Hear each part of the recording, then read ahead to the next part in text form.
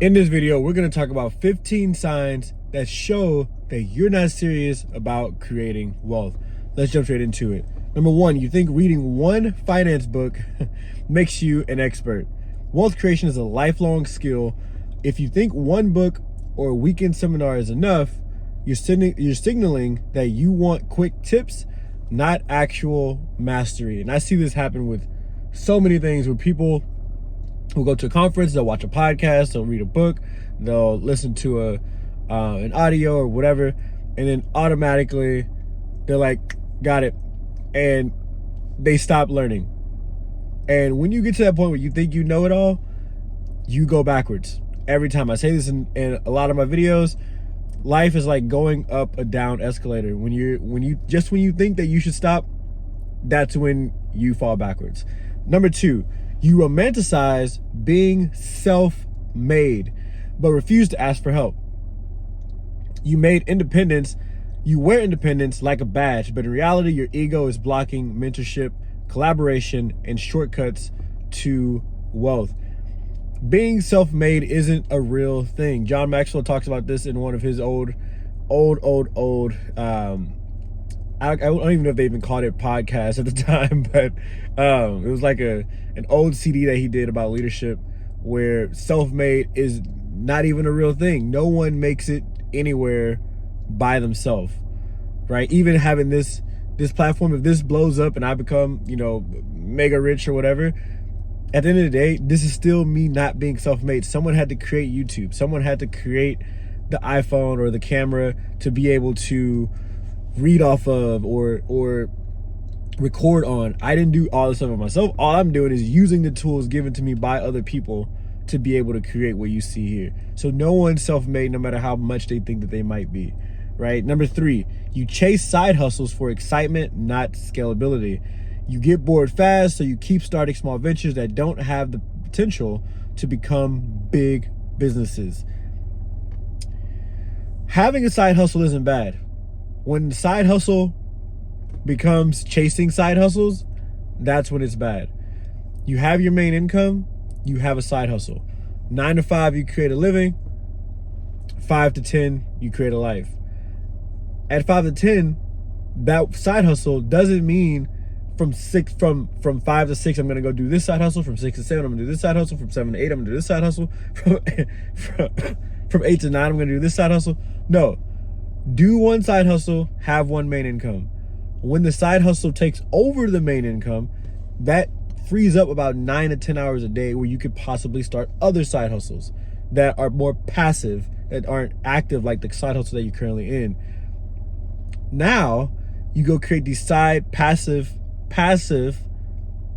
side hustles that start bringing in additional income. And in the side hustle that you initially created, hopefully that's your dream. Hopefully that's the thing that you wanted to do, but you were stuck at work. And so that's the main thing now. And the other things are just things to increase your income, right? And so I hope that helps when you're thinking about side hustles. Number four, you buy expensive items for motivation. You justify big purchases by saying they push you to work harder, but they really just give you a temporary dopamine hit while draining capital. Stop justifying stupid purchases. It's either an asset or it's a liability. Buying things for motivation doesn't make it an asset. Just because it helps you doesn't necessarily make it an asset. It's still a liability to your finances and to wealth, right? There's other ways to become motivated. Find ways that are cheaper to become motivated. You don't need to go buy a car to be like, I'm doing this because I need to go. No, you don't. You don't need to do that. That's just you justifying a stupid purchase, right? What number are we on? Number 5, you believe working harder automatically means earning more. You confuse effort with income. Wealth isn't about working more hours. It's about increasing the value of each hour. That's why a ditch digger can work 12-hour days and make less than 6 figures. And then someone who doesn't work a job at all and just creates videos like this can make 6 figures in a month by working far less than the other guy, because they've learned how to leverage their income and leverage their time. Number 6, you cling to outdated advice from broke relatives. You value family opinions over actual results, even when those opinions are based on fear, scarcity, or a different economic reality. Just because people love you doesn't mean you should listen to them. Simple as that. Number 7, you reject opportunities because they don't feel like you. Crazy. You want everything to be comfortable and familiar, which keeps you from stretching into industries or strategies that could change your financial life and future forever. If it doesn't feel like you, that means that it's something that you probably should be doing, because right now you don't like where you're at.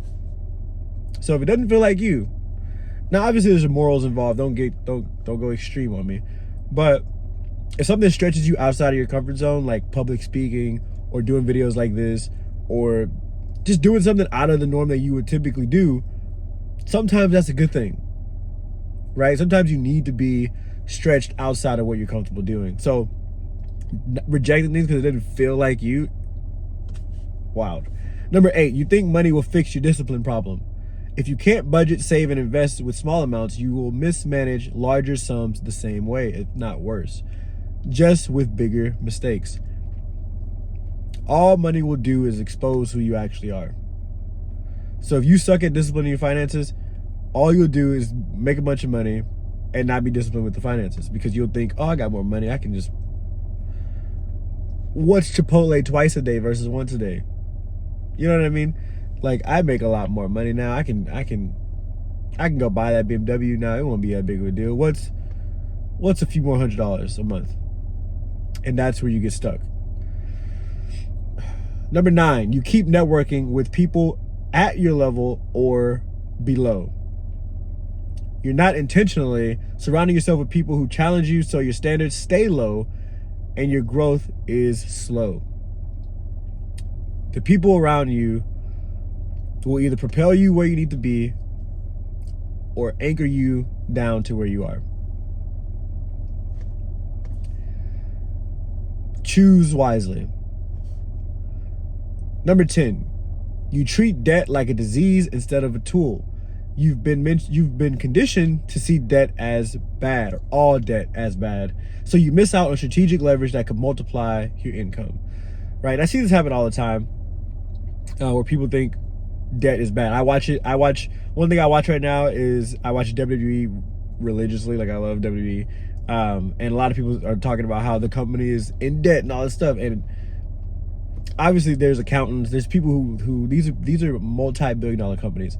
Of course they're in debt, but they're in debt because they're taking that money and leveraging it in other ways, right?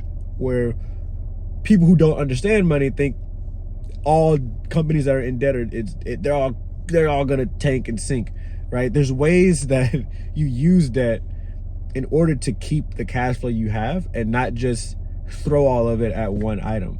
It's like, that's why you don't buy your house in cash, because why would you do that?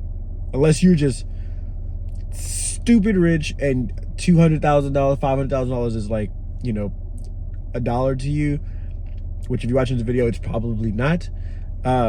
So therefore you use a debt so that way you can actually keep your money to live an actual life, right? And so stop treating debt like a disease. You just got to learn how to use debt. Just because you don't know how to use things doesn't mean it's bad. Number 11, you complain about the cost of success. You balk at investing in courses, marketing, or equipment, yet expect elite level returns.